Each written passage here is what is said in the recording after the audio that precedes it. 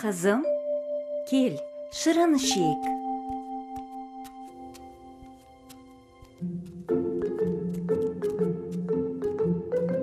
Ay ay ay ay ay. Ayağım. Әкешім, сіз менің ойыншығымды басып кеттіңіз бе? Ой. Я қызым. Мен мұнда ойыншықтың жатқанын байқамадым. Кешірші мені өтінем. Ай, қызым, ай. Сәлем Асия, мен сенің ойыншығыңмын. Бүгін мен саған ойнап болған соң, ойыншықтарды жинаудың маңызы туралы айтып беремін. Барлық бала ойыншықпен ойнағанды ұнатады, және біз де сендермен ойнағанды жақсы көреміз. Егер біз жерде шашылып жатсақ, адамдар байқамай басып кетеді.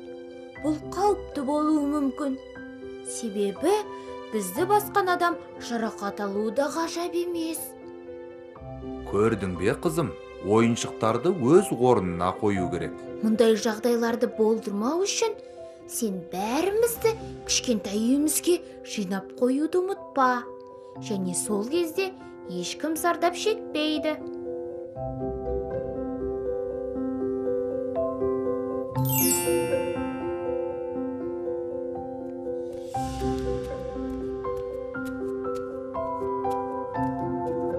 Міне, енді бәрі өз орнында тұр. Жүз менің кемем. Менің кемем осылай жүзеді. Ай! Аслан, бір жеріңді соғып алдың ба? Жоқ. Ой, енді не істейміз? Балалар, не істеп жатырсыңдар? Анашым, кірмей күте тұрыңыз. Тайып құлап қалуыңыз мүмкін. Енді не істесем екен? Сәлем! Мен еден жуғышпын. Айналамда бәрі таза болғанын қалаймын. Еден жуғыш, бізге жуынатын бөлмені ретке келтіруге көмектесіңізші. Барлық балалар сумен ойнағанды ұнатады, бірақ бұл кейде қауіпті болуы мүмкін.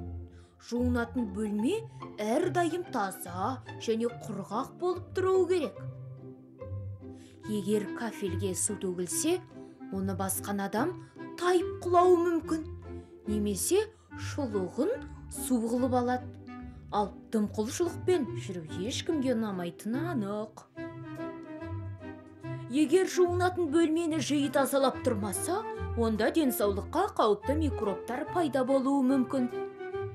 Сондықтан жуынатын бөлмені жинап, еденді таза, құрғақ күйде ұстау керек.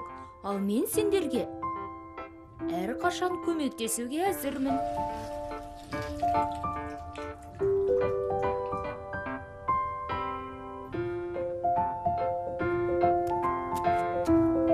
Мен сендерді мақтан тұтамын, балалар.